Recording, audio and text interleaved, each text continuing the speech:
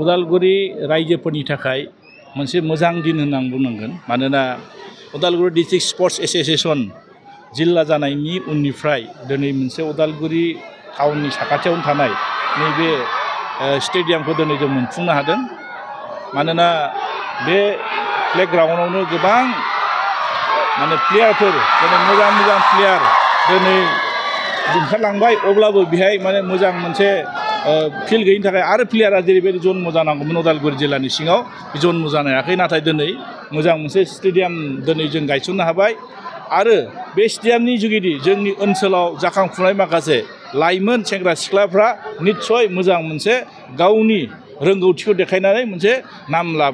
नाम खामायनो हागोन आरो माने राफोद माने सासे प्लेयार जानो हागोन आरो बेखौ आंहा मोनसे हास्थायनाय दं आरो जों बेखौनो बुंनांगोन दिनै जोंनि अखल उदालगुरि माने उदालगुरिखौल' जों बुंनो हाया जोंहा दिनै गोबां जोङो बाक्सा दं क'क्राझार दं चिरां दं आरो बिदिनो गोबां जोंनि खना खनला थानाय माखासे स्टेडियामफोर जोंहा बानायनो थाखाय इच्छा दं आरो बेदिनो बानायगोन ओंखायनो दिनै जों उदालगुरि जिल्लायाव मोनसे मोजां सुन्दर मोनसे इन्टारनेशनेल स्टेन्डार्ड मोनसे बे माने स्टेडियामखौ जोङो दिनै गायसननो हादों आरो सार आरो जों नुनो मोनो ससियेल मिडियायावहाय दिनै नोंथांमोननि सरकार गैयामोन बे सरकार गैयैयाव दिनै नोंथांमोना मोनसे बेबायदि गिदिर हाबाफारिखौ लानो हाबाय बेनि बेलायाव सार मा गोग्गाथाव बाथ्रा बुंनो सानो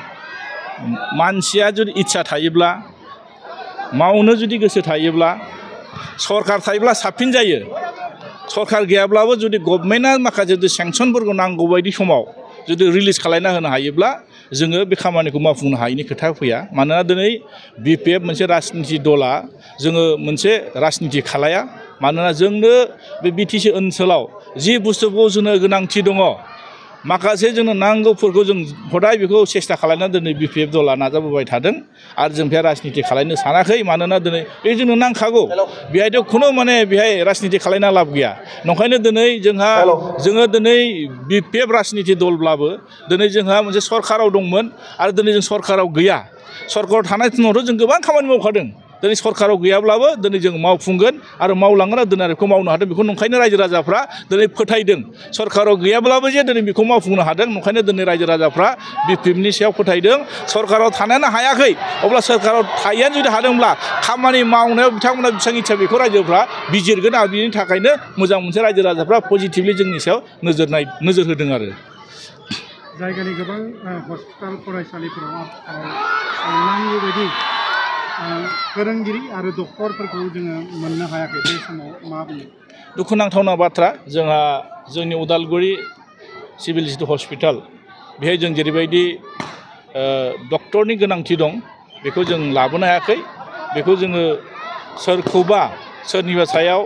जों बाराद्राय बुंबाबो जानाय नङा मानोना बर्थमान जों साननांगोन बे खामानिखौ जों मानो मावफुंनो हायाखै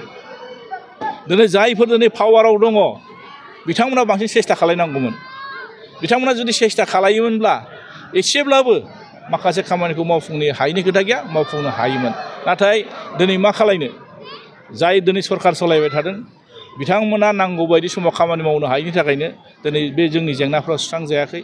आरो सोलोंथाइनि खेथ्रआव बुंबानो जाबाय जोंहा गोबां फरायसालिफ्रा जोंहा माखासे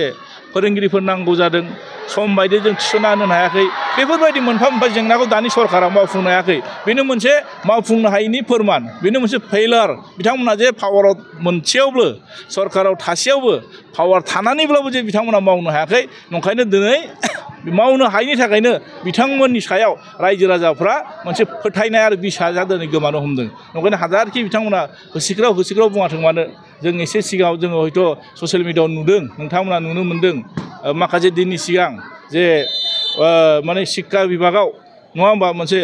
बुक्सनि सायाव लेखानि सायाव मोनसे माने 4 कौटिनि मोनसे केलेंकारि मोनसे सेन्टिफिकेटनि जुगिदि गोबां कारापसन जादों बेफोरबायदिनो मोनफा मोनफा फोरमानानो उदाहरन हिसाबै बिराद दङ आरो नोंथांमोना नायबानो जाबाय बिसिडिसि लेभेलनि चेयारमेनफ्रानो जुदि नांगौ बायदि थाखा फैसा लानानै जुदि बिथांमोना बिसिनायाव जुदि बलाबायनानै जुदि बिसिनानि सायावनो जुदि थाखानि सायावनो जुदि उन्दुना थायोब्ला अब्ला बेहाय कारापसन जाया अब्ला मारै